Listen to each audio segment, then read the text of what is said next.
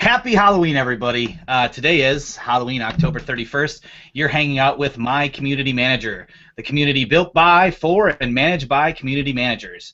As always, you can chat along with us at our Twitter chat at #CMGRHangout, where I know a lot of you are watching right now. Hey, everybody on Twitter.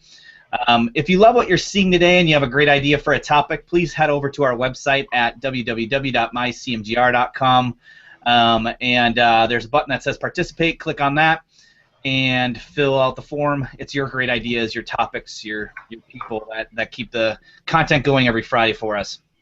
All right, so what do we have for you this week? Other than a ton of awesome costumes, we also, there's just topics that you don't talk about in circles of, strangers. Mostly that's religion and politics.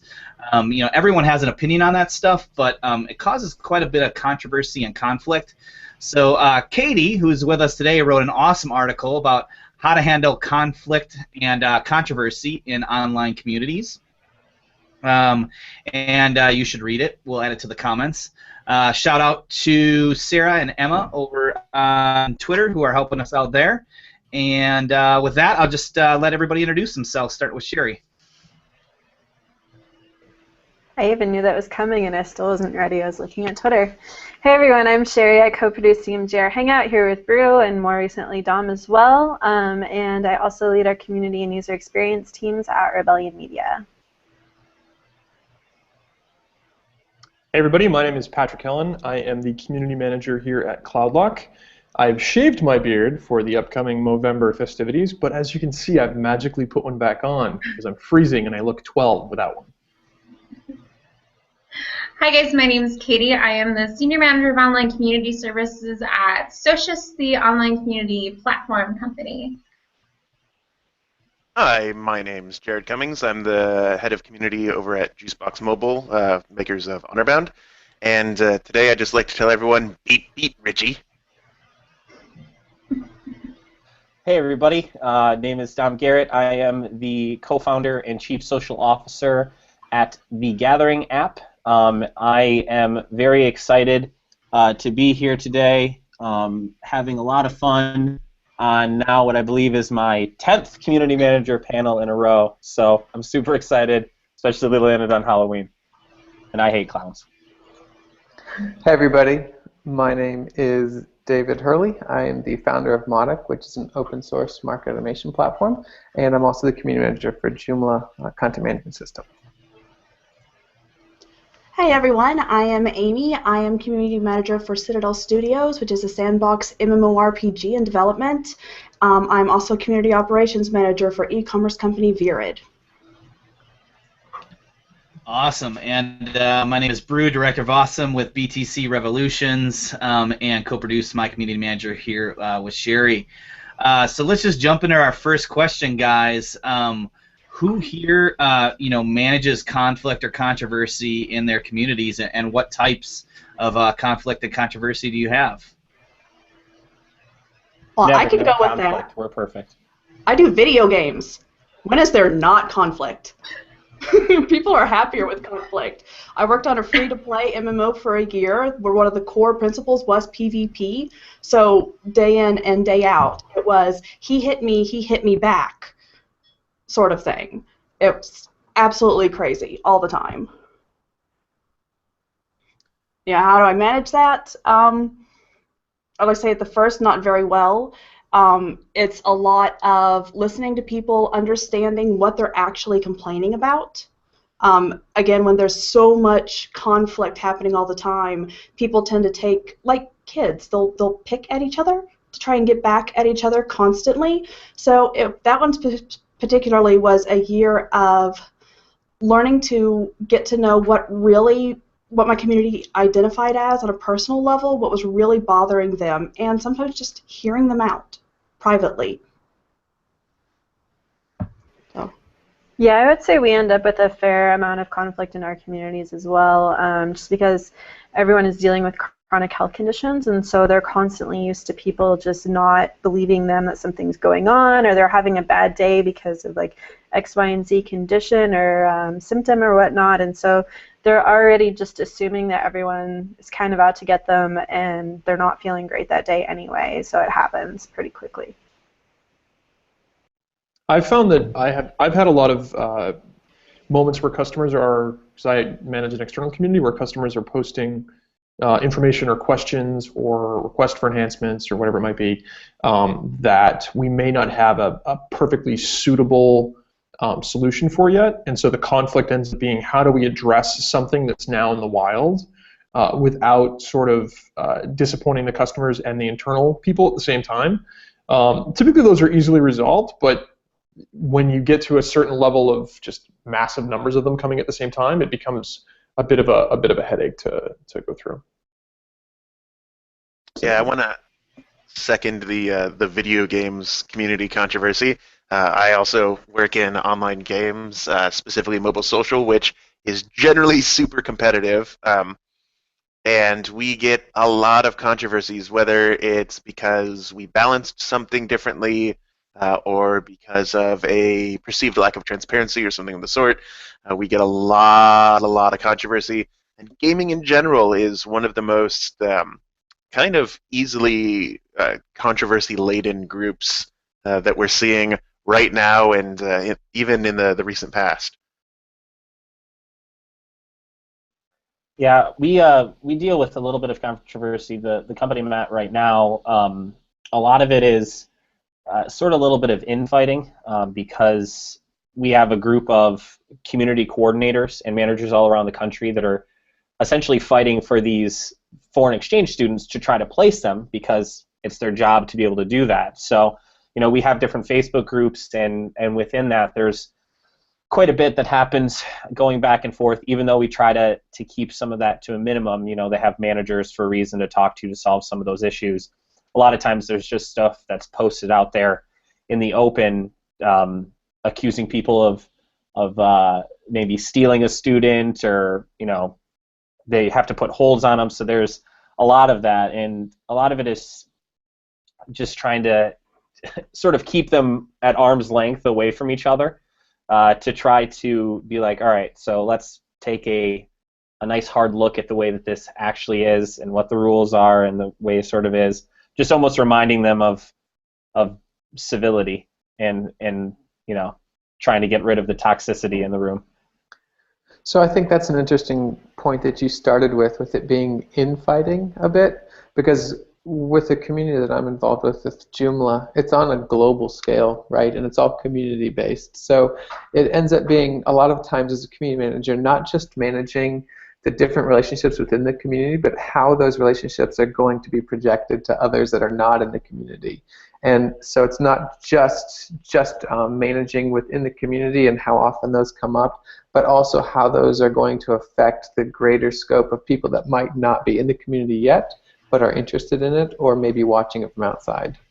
I think that's an interesting point. David, I come from an international community too, so there's lots of different viewpoints that kind of clash, as I'm sure you know. And I feel like I used to manage community or conflict in my community maybe like every single week because of that. But then I did a survey, and over 400 people told me that, well, 43% of that sample told me that they were actually more inclined to participate in a conversation in the community because it was controversial. So we backed off a bit and realized that you know, the people who were going to be highly engaged were more highly engaged because of the controversy, and the people that were probably never going to participate anyways, you know, they were disenchanted by it, but it didn't really impact our community metrics at all. I'd say after that, the controversy that I handled the most were people who bashed each other's products and said that they were going to sue us because we had that on our site, which, by the way, community managers, you are totally protected against if it's UGC. There are laws for that.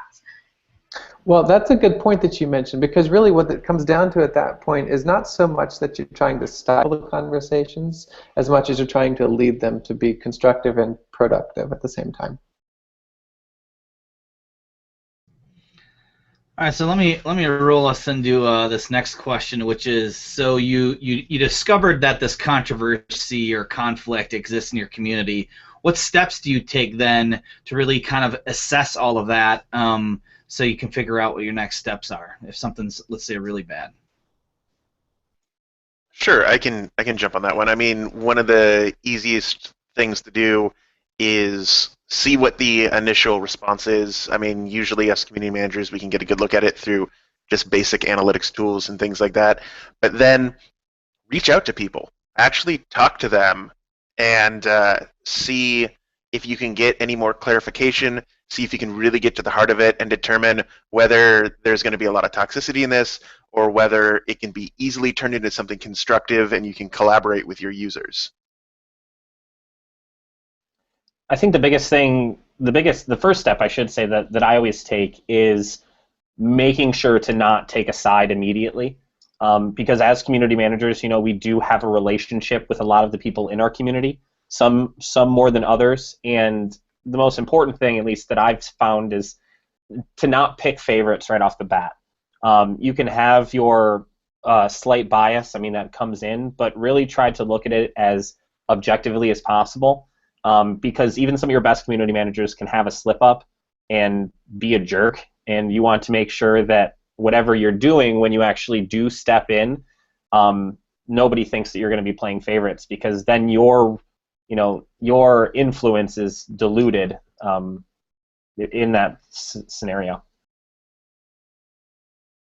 I often will do the sort of the old parenting trick where you have both sides explain their points in a very calm and rational manner in a public place, because I think that a lot of times, and I think this comes up later in the conversation today, that a lot of times their first kind of initial push is to pull everything internally and take it offline and make sure that there's not an ongoing argument on the front page of a site if it's public facing.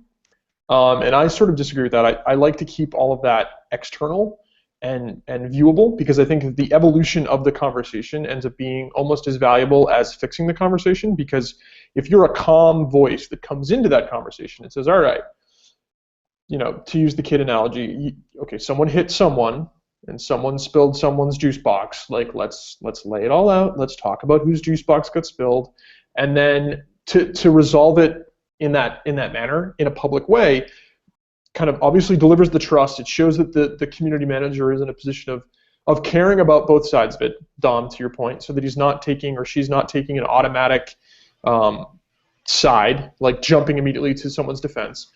But it also allows people to know that if there are additional problems or if there are additional conflicts that come up, it's going to be something that's solved out in the open. So they can't ever be in a position where they're going to have that sort of that YouTube protection troll moment where they can just throw shit up there and then hope that it doesn't stick and run away.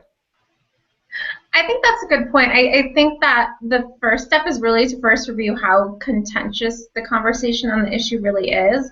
And second, if you have a team of community moderators or that's your job, you should be able to sort of gauge what the behavior patterns are for those specific members. If they're new, it's a little bit more tricky, but I think that's something that's really important to take into account, is, basically, has this person been known to create conflict? And if it's something that comes up often and it normally resolves itself by, just a little help or a little parenting, as you put, it's something that you kind of need to allow to happen. And most community members will actually come to your rescue and help, dissolve that situation, which is great. It helps create a bigger sense of community. But I think a third step is to simply reach out to all the people involved in those kind of conversations. It's a really great relationship building opportunity, because you can it's not judgmental. It's showing respect. It's saying, hey, I just want to get your viewpoint a little bit better. What are you trying to accomplish with this?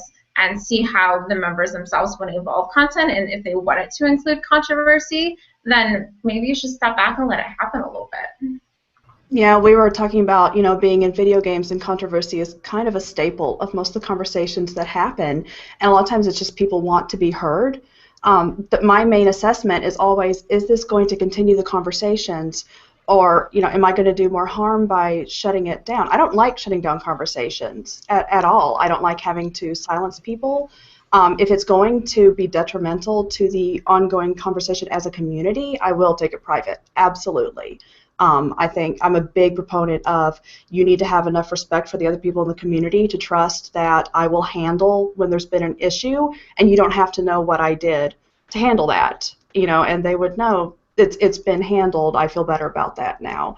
But yeah, that's the big thing. Is it gonna some people are happier debating all the time.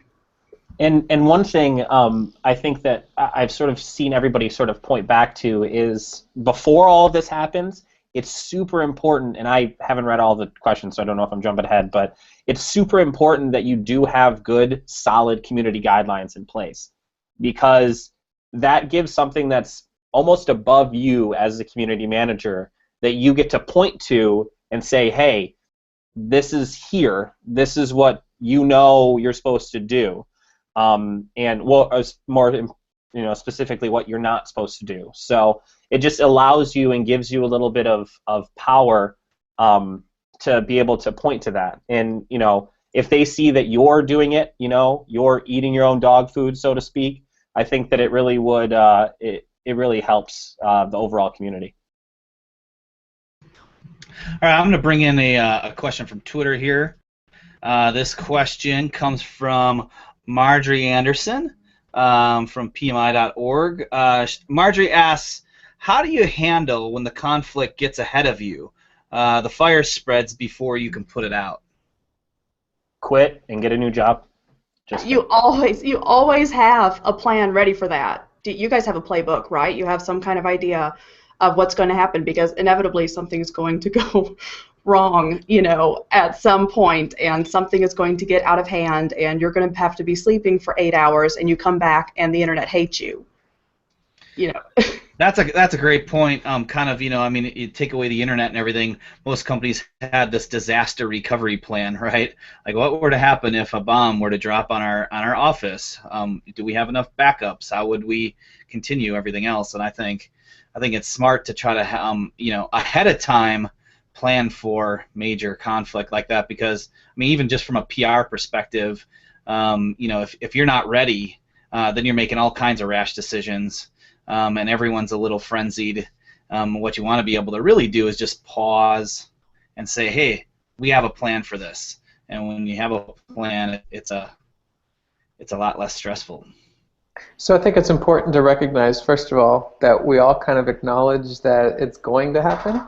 So having a plan is important, but going with the first step of it's just one of those things that's going to happen at some point during the course of managing a career or a community. You're going to have those times when things don't go the way you want, or you're off the grid and you come back to it. So being prepared for those times is really important. Yeah, and take the worst case example. You're not paying attention for some reason, and everything goes catastrophic. We can look at a good example of this with the Gamergate stuff that's been going on. It went from polite or not so polite discussions on the internet to one of the biggest messes that we've seen online. And a lot of people handled it in various ways, and we actually get to see some really good examples of communication. One of the people that was being attacked more than anyone else was Kotaku. By people, I mean organizations. Individual people were attacked way more than Kotaku was. I don't want to dismiss that. Kotaku as an organization was absolutely hammered, and I think they did a really great job. They listened, they took a stance, they said, we're going to look at this internally, and then after they looked at it, they came back and talked about what they looked at, what their findings were, what they want to do going forward, and they continue to maintain a dialogue while still keeping their principles in place. And really, that's the best you can hope for in a situation like that, is to say, okay, whoa, hang on, this is getting a little weird. Let's take a look at this, say what you want to say, we're going to look into it, and we'll get back to you once we understand this better. It's not, like was said earlier, it's not always good to take a hardline stance at the very, very beginning, but it is good to say, like, we need to know more. Bringing up that that whole Gamergate issue and how that has impacted particular communities, I think is a great example of how to handle controversy. One community manager I actually really respect, and sometimes this is an unpopular opinion, is the guy that does Penny Arcade, the admin of their forums, who actually runs all of that. And he did his best to let that controversy be part of the discussion on the forums for a good while, because pretty much any discussion about indie gaming has included that recently. But at some point he realized this is not going to be a beneficial conversation for any of us happening on here. And he was like, guys, you got to shut it down. Now, Penny Arcade Forums has a particular forum for debate and discussion. And people are usually, you know, they're prepared for it when they go in there, so they're a little more articulate. And he had it. He wouldn't even let it in there anymore. It hit to a point where he was like, you know, this is not good for my community. And someone said, you know, I think the higher conversational standard in debate discussion would be beneficial to this, and we should have it. And his response at that point was, I think one of my favorites. He goes, your mother has a higher conversational standard. Maybe we should have this conversation in her. I'm locking this. It was fantastic that he knew his community enough to know when, you know, to try to give them space and then to shut it down when it just was not good and not healthy for anybody. They've had problems in the past with things like that. They've been accused of a lack of sensitivity to women and to minorities in the gamer community in the past. So I totally understand why they were like, we can't let this continue on and then obviously cycle into an additional round of criticism against us. I would say that kind of tying into the next point, the next question, which is when do you choose to ignore conflicts?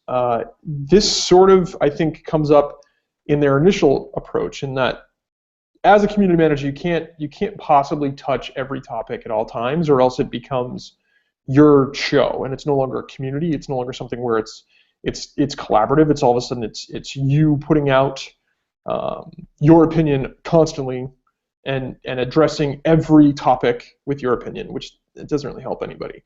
So I think that there's some level of balance that needs to be had, where if you have a controversial topic and it's not something that's going to affect the bottom line, let's say, of the community, then sometimes it's good to have people hash that thing out, because you're going to have your defenders, you're going to have your detractors, you're going to have people that are on both sides of an issue, and the debate itself can sometimes be an excellent way for people to look at things.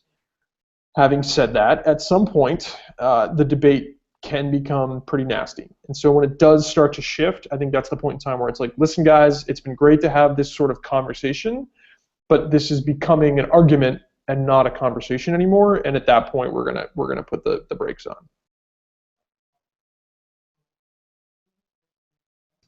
Does anybody else have anything to add on kind of, jumping into our third question here, which is when do you choose to ignore the conflicts?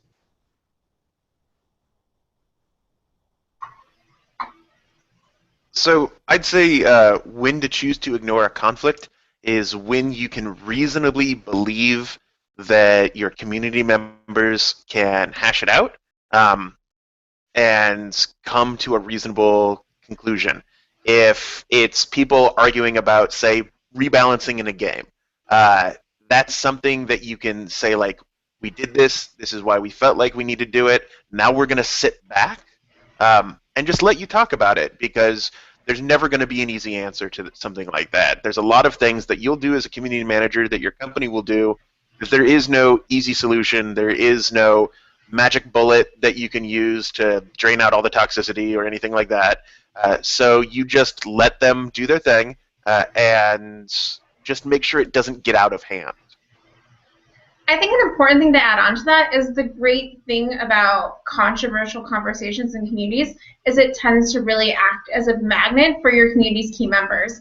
So I often see a lot of members that I have great relationships with that are trusted to facilitate conversations and engage in a positive way take over whenever conflict is present, and it's great. I can completely ignore the situation because I know that, I'll check in, but generally I see them handle it in a way where it's really constructive, and it's great because you still have people on both sides. It's still a little bit conflictual. You kind of want it to be, but those people kind of band together on each side, and that way you get the best benefit out of letting controversy happen in your community to begin with. I was just about to say that. I mean, it's a great opportunity for the leaders, the influencers in your community to really step up. But then on top of that, I mean, it's a great place to actually take and look for the people that are stepping up for something that they just actually believe in when they see some controversy, but you might not look at them as an influencer or as a leader in the community yet. It's almost like a trial by fire for you to be able to figure out who your other all-stars in your community actually are, so that you can cherry pick them out and be like, I loved how you handled this. This is some more stuff that you can actually do.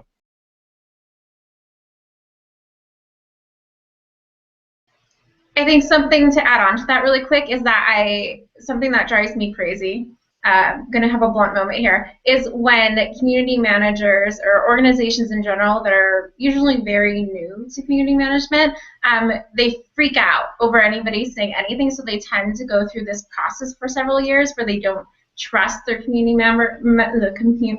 members. And that's a tricky slope because you're preventing those people that are going to become like your facilitators and sort of take that role from you from actually standing out and emerging. So there are more opportunities to ignore conflict than I think most people realize. You just have to give people a chance to sort of take on that role before you jump in and cut them off. Exactly. And if we're talking about that parental structure that we were talking about, that sounds very much like a helicopter parent or like a tiger mom, somebody who's just like right over the top and it's like responding to everything and deleting everything. And if you do that, you are only allowing your community to grow as much as you are able to grow. And if you actually want it to scale, there's absolutely no way that is successful in the long term. You have to multiply yourself throughout there, and be able to give them the leash to go forward. But not an actual leash, because that's a different type of parent that I don't want to be. Those are the best. Kids on leashes? Oh my God. Those are the best ever. Next Halloween, I'm the Mike Myers from SNL, the kid on the leash. Hey, Sherry, I got a question for you on this next question. So, is this about facilitating conflicts and controversy? Are you really talking about like creating them within a community, like on purpose? Not creating, no. More like, I guess, joining in the conversation rather than ignoring it. So when do you hop in and help keep it going? Yeah, really the difference between 3, 4, and 5 is if you ignore it, if you get involved with it, or if you shut it down. All right, so let's talk about that. What are some good times where you need to jump in and kind of help fuel the fire? When there's clearly a problem, clearly a big problem.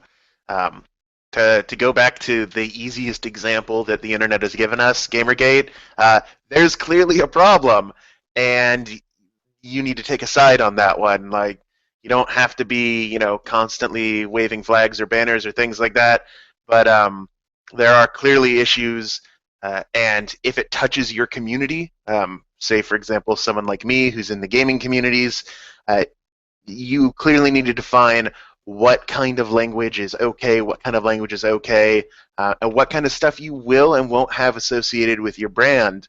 We have a lot of kind of guidelines on our site for things that we don't want people to do, like harassment, any kind of bigotry, things like that. So it's pretty clear, what side of things we're on.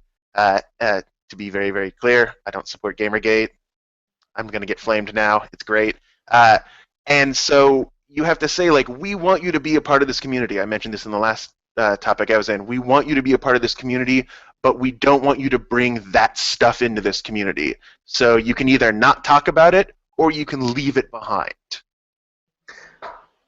So I think the easy answer here is you choose to get involved when, as a community manager, there's a very clear distinction between the direction that the course of the conversation is going. So if it goes off topic, if it becomes more of a personal attack, which is exactly the type of thing that Jared was just mentioning, when it becomes something beyond the object of that particular debate or discussion and turns into something that's more potentially harmful to the community, you absolutely have to step in and you absolutely have to become a part of the conversation. And it's not so much, again, because you're trying to steer the conversation, but maybe because you're trying to moderate it or manage it to go the right direction. I think that covers one of the most common scenarios. Like, if people start figuratively throwing fists, you jump in. But the second is, I think if the point of conflict is your community itself, that's when you need to come in and handle the situation in a very constructive way, because that's when organizations freak out the most, right? When the point of controversy and conflict is your community and the people managing it and the company itself, if that's what you are. So I think that's another important one to throw in there. And when you do decide to jump in there, you have to really pay attention, because a lot of the conflicts that can happen can affect different areas of your community or of your company. So one of the easiest ways to do that, when you are facilitating that and getting involved in that conversation, bring in somebody that might not be in the community realm but is important to that controversy that's happening. Bring in some expertise, somebody that is on the sales team or is on the development team or something like that might be able to help and answer some questions and be a little bit more of an expert than you might be in that specific area. Yeah, that's very true. In gaming, and I'm sure Amy can attest to this, we have the easy answer of walk over to the dev team and say, hey, can one of you jump in on this conversation and explain some numbers, please? Yeah, that's always very nice. Or I've had extremely toxic personalities who insist, I want you to report every word of this to the CEO. I'm like, sure, forward, and he can give a straight answer to that. It's always helpful.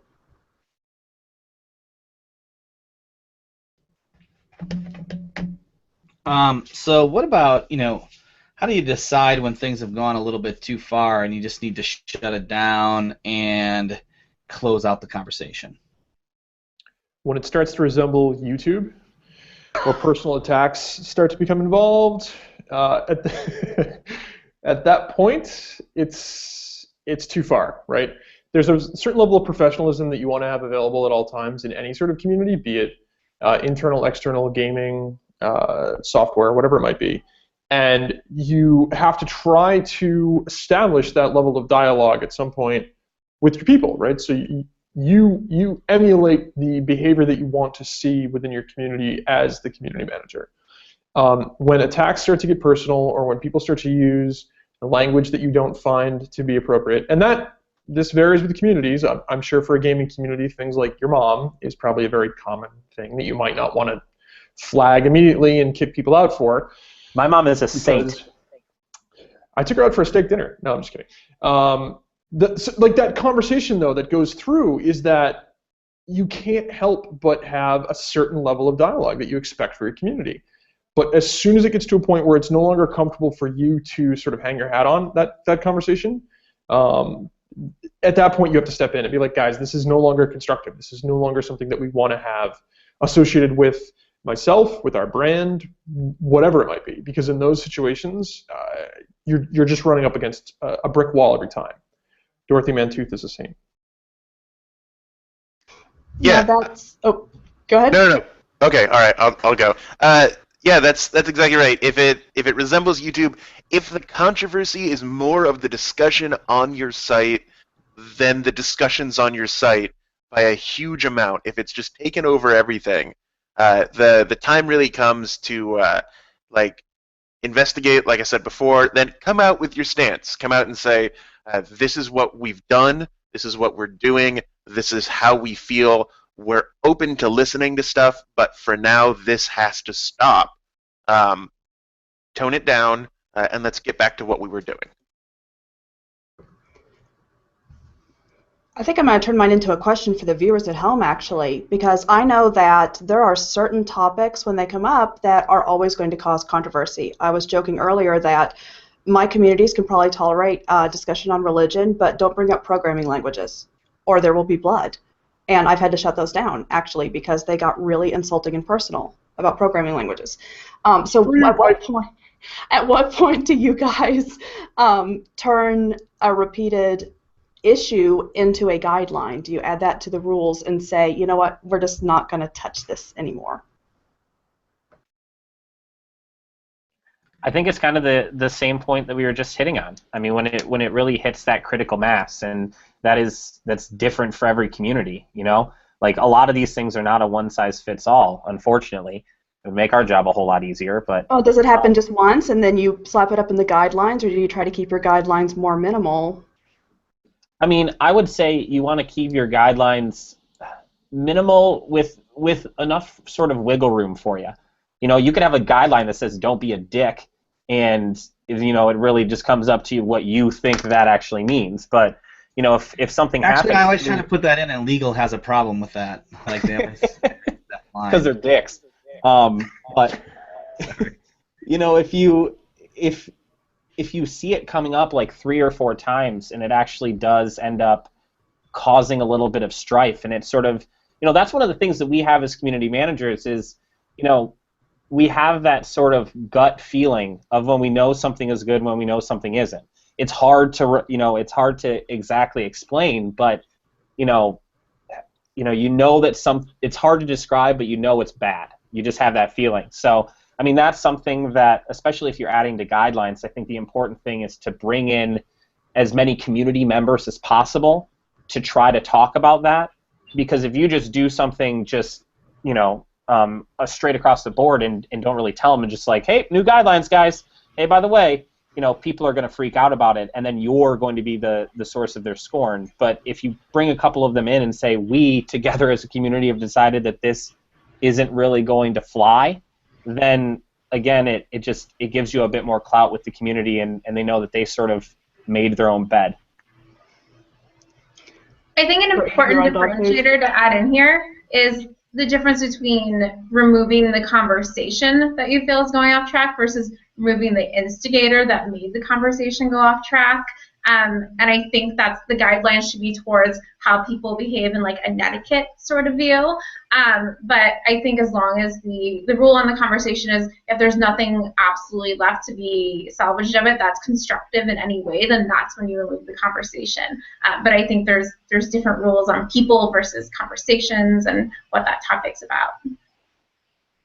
Yeah, to go back to that guidelines point, one of the guidelines I put into my communities all the time is no harassment, right? It's a pretty simple guideline. We can all agree, don't harass other people.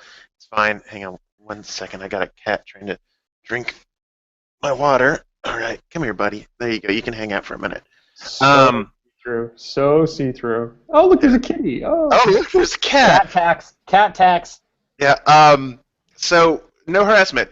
And we know as experienced community managers what harassment is, and it's one of those like I can't define it, but I know what I see it things. When you're a new community manager, that might be a little bit more difficult, and you might be a bit more heavy-handed. So it turns into really an experience thing and a trust of your community thing. Do they trust you to know when someone has crossed the line or not? And now, actually, this leads into the question we got, what happens when people self-policing get inappropriately harsh? And that happens a lot with new community team members, too. You know, you have the person who knows the community, has been there for so long, and just knows that so-and-so will complain for any given chance, and it's okay, she's actually happy, you know, as opposed to person over here who legitimately feels wronged. And for us, we actually have community-facing guidelines, and that are give a little more of that wiggle room. But then to maintain consistency and to help new moderators and new community members coming in, we have internal guidelines too that are a little more specific about what we're actually looking for and encouraging or not to help acclimate other people to that and understand the voice that we want to project to the community, if that makes sense.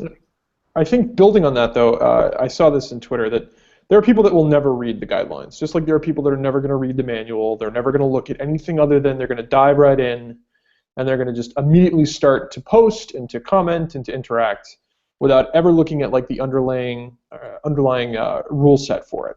So at some point, then the community manager becomes sort of the avatar for the community at the same time, and that you're trying to be in a position where you're putting up as much information that you have to have that sort of details what the reasonable expectations you have for the community are. Like if no one is swearing in your community and one person starts, it's much more obvious than if everyone just drops F-bombs every left, right, and center. So part of that, you know, the secondary build is that to have those documentation pieces and to have that scenario where you have a really good foundation for what you expect out of your community members for the people that will read it, but then to literally walk the walk at the same time so that people see what that acceptable integration looks like for everything. Kind of like in a way just sort of leading by example and just, you know, as their leader, as the community manager. Exactly. Being the fearless leader, like Dom. Eating your own dog food. Chewing it up. Alpo, Alpo. Rough, rough. It's made out of discarded cow parts. We don't even know what it is, but eat it all. Ground up chicken bones. Tastes good in the morning. All right, so hey guys, we have about 20 minutes left. So if you're watching and hanging out with us over on Twitter, please fire away your questions. We'll collect them up and kind of do a rapid round. It doesn't necessarily have to be on conflict either. If you have just a general question, you're just burning to ask our experts, fire away. So last question that we have planned out here is when have you had to ban a member who's instigated conflict? So does anybody have any good stories about just banning people? I love the ban hammer. So let's hear some stories.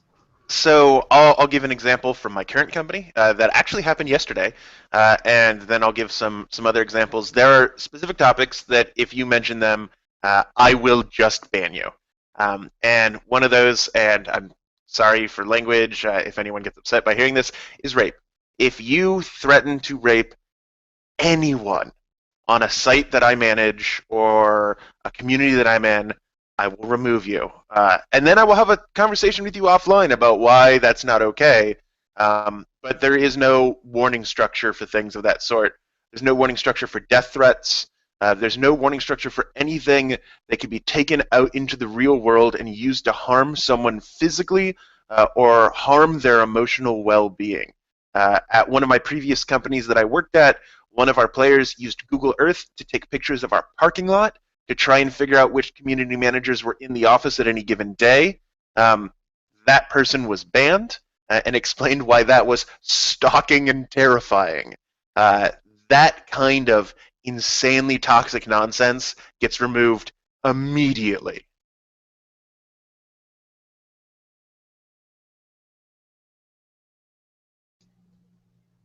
All right, who else has? Anyone got a good ban story? I think it's hard to one-up gaming communities, honestly. I'm sure Amy and Jared can both speak to that. I worked for a company that had one of the largest gaming communities out there, and I was floored. I come from communities of practice, so they're much more timid, but I don't think I've had to ever ban anybody because of like a conflict, conflictual conversation. It's more people that are posting content in the community that's very off topic. Like we had an issue with people trying to post stuff about Russian porn and mail order brides and tiger sanctuaries in Nepal that just really didn't have a place in the online community, and those people automatically get deleted. So. Yeah, I just said in chat a moment ago, I will, thank goodness I haven't had to do this, but one thing that we've planned for is I will ban for impersonating development members, because again, our development team members, because anything we do, anything we post, any news we post, somebody's going to be unhappy. Like, I think the first game I worked on, we even made changes that we were like, in no way will this be negative, and people still got mad just because there was a change. So if, I did have one person start playing around with, oh, I'm going to pretend to be on the development team and I'm going to say they're going to make these changes, and I will cut that out really fast. Thankfully, he was a community member I knew, and I had to talk with him, and then I have put that in guidelines since, that if you are impersonating a team member, if you post personal information about a team member, or any personal information about anyone on our forums, I don't allow addresses, even your own. You can take that private and somewhere else. I don't want to see any of that on there. Yeah, that's a great point about personal information. I mean, I personally look at it as my job to kind of protect everyone, even if they're idiots, from making sure that stuff stays out of the public view. Yeah, with ours, because it's so health focused, we do get a lot of product spam, whether it's people who are independent business owners of whatever the latest MLM is, or whether it's actual companies. A lot of that, I just ban it because it's so repetitive, and it'll be down like multiple posts, and the quickest way is just to ban the user. It's out of control. So. Yeah. The only real experience I've had with it is that it's been, and a lot of times it's been spam. It's been people trying to spam other posters or to use whatever community is optioned for trickery, let's say, in that they're doing something that's a little bit of an impersonation, but much more along the lines of they're trying to pretend like they're sharing something of value. Like, oh my God, look at this thing that I did. It's exactly what everyone's looking for. Check it out. It's so helpful. But it leads to exploit codes or downloadable malware, etc. And so that sort of stuff, it became a quick hit to be like, everybody that does that, anyone that shares something that's not automatically checked is gone. Like within minutes, they're out. So someone asked me on Twitter, because I mentioned personal threats and things like that, when do you contact the police? And I would say you contact the police in 3 situations. One, anytime a member of your community even mentions suicide. If someone talks about that, contact the police right away. You may not have a lot of information to give them. A lot of the times, depending on what the community is, all I can say is, this is the person's email and IP address. That's it. That's all I got. More information depending on registration stuff. But anytime someone mentions suicide, I call the cops. I don't want that on my conscience. And as a company, you don't want to have any weird implications from that. 2 is anytime it's credible. The person who is taking pictures of our parking lot, police. Someone who makes a death threat that contains any personal information, police. And the 3rd is if someone asks you to. If a member of your community threatens or does something to another member of your community and the person who was harassed says, I don't feel safe anymore, can you contact the police? Do it. It doesn't take a lot of time out of your day, and it creates a sense of well-being, and it creates an explicit statement that that kind of activity is not welcome, is not allowed, and hopefully deters it in the future. There's another interesting question on Twitter about, oh, it scrolled up, dang it. How do you deal with active community members abusing dissenters? I've had that happen. The people, the good people, the influencers who will try and quell discussion of somebody who does not share their opinion or comes in new. And I treat them the same way I will treat anybody else harassing another user. I'm like, that's not cool, guys. We all have room to have other opinions, and we can't have good discussions if everybody agrees. So, most of the time I've led by example there. I've had discussions where I didn't agree with everybody, and thankfully it's pretty easy to set a tone of, I'm not going to allow that. One of my big things is just respect for all the other users. We all have room.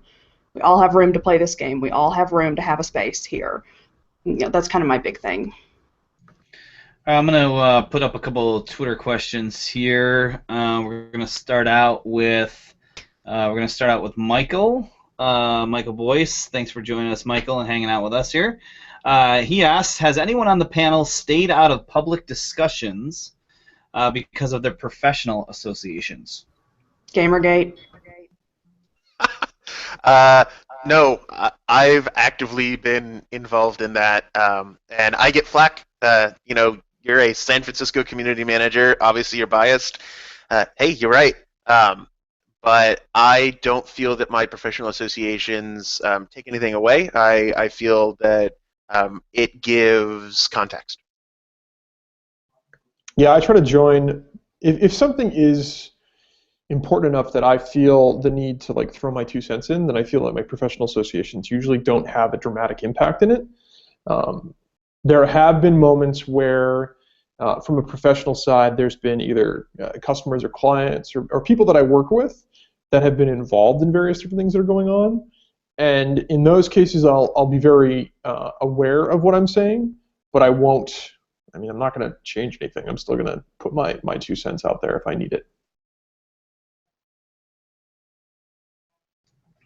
Awesome. I'm going to move us right along to the next one. This from Mark Rowan, and sometimes these questions do get a little silly, but how do you literally throw punches on the internet asking for a friend? Sticks and stones may break my bones, but words will make me go cry in a corner by myself for hours. Yeah, Mark, if you have any questions on how to literally throw any punches on the internet, it's what I do every single time I tweet you. So if you were to just take that and you were to mimic it yourself, I think that would be really, really good. Also, for everybody wondering, Mark Rowan used to have a wicked cool soul patch, so I think we should start a hashtag called Mark Soul Patch and try to get him to bring it back. I think his wife would definitely get behind that. So on a serious note, if you want to see an example of throwing punches online, you can check out the tweets that are addressed to Brianna Wu, Leigh Alexander, Anita Sarkeesian, and people like that. Those are punches online, and those lead to people having to leave their homes or contact the FBI or things like that. Sierra. That's it. Yeah. All right, here's another little more serious one. It's from Carmela. Hey, Carmela. Question is, how do community managers deal with personal conflict? Like, for an example, a community manager attacks you privately. I thought I apologized for that. I didn't mean to attack you privately. For this one, I think that it's something where if there's multiple levels, my beard is in my third there. If there's multiple levels of community management in an organization, then it's obviously easy to talk to somebody else about it and to have some additional feedback and get some additional help. But you'll be amazed at how much a community can actually matter. Because if you're getting some sort of flack from somebody and you feel it's unwarranted, going to the community with it can sometimes be the most effective way of getting a resolution. Because there's nothing as powerful as your entire community being like, no, community manager schmuck, you're doing this wrong. Here's the actual way that we, as the power holders of this community, feel about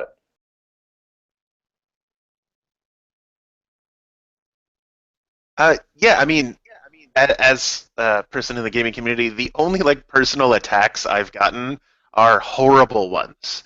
I've never had someone send me a PM being like, I politely disagree with your stance. That has never happened. I would love it if they did. If someone sent me a private message on my games forums saying, Jared, I politely disagree with your company's stance, and I really wish you would do this other thing, I would probably get up from my desk and walk over to the dev team and ask them to do that thing right there. So the way I usually deal with private attacks directed at me is either calling the police because they threaten to kill me, or not responding or issuing an infraction because all the stuff I get is terrible. Yeah, I mean, I kind of thought, my initial thought was maybe just ignore it. A lot of times, people are just looking for a fight. They're looking, especially if it's private. I mean, I got shitloads of DMs that sometimes I don't look at, and emails and everything else. You don't need to. Maybe it doesn't warrant a response. So that's another thought too.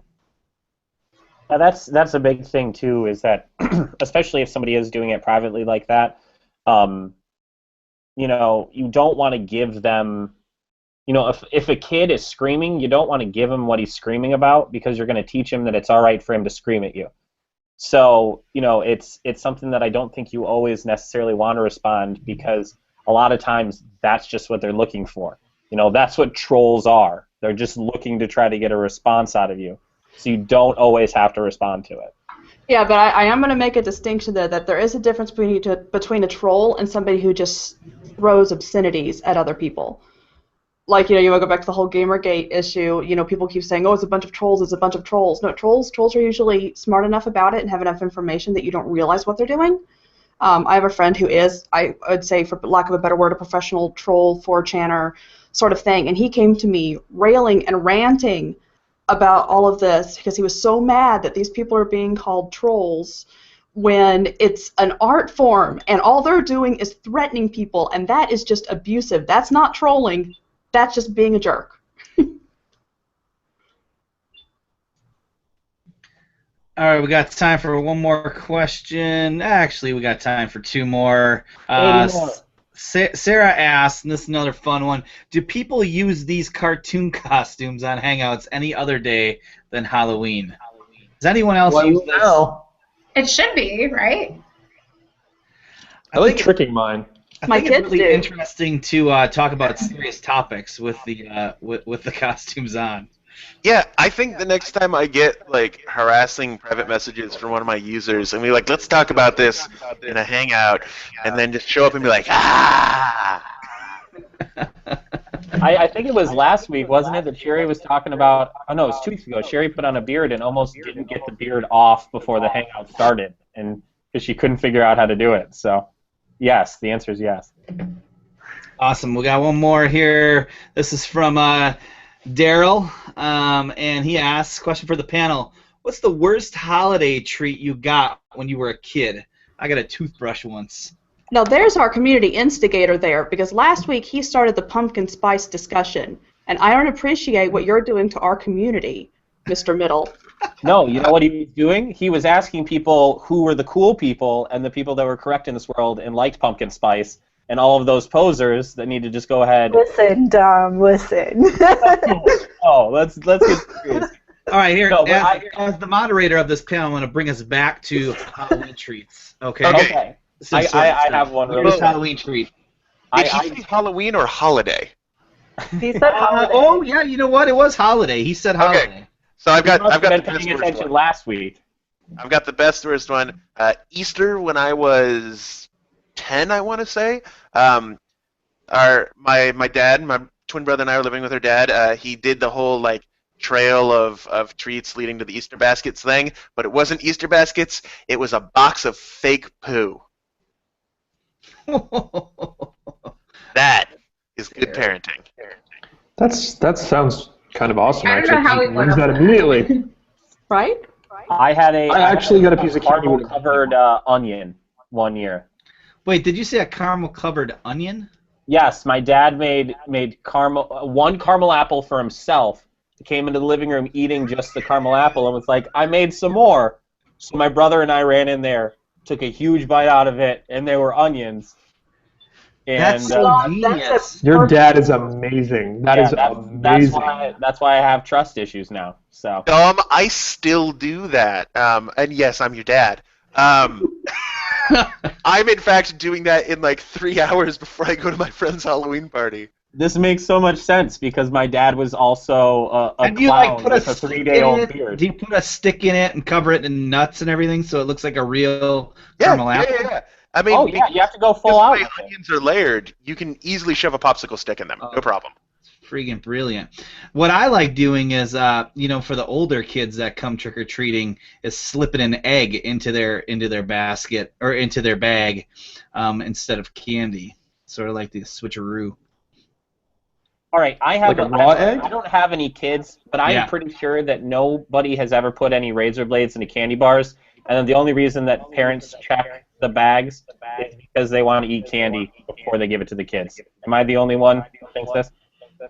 I So- did get a nail in a candy when I was a kid, Ooh, really? but it was like a local kid who was trying to like jump on the urban legend bandwagon. So he straight up put nails into stuff, but they were the worst hidden nails imaginable because he used like 10-penny nails, which were like that big, in like bonbons, which were like that. So it was like there's a nail in this. He's like, yeah, I know, right? Isn't that crazy? Oh my god! It's like, you didn't understand how this worked at all. Like you're supposed to not know when you take a bite. He's like, oh, okay, I'll try that next year.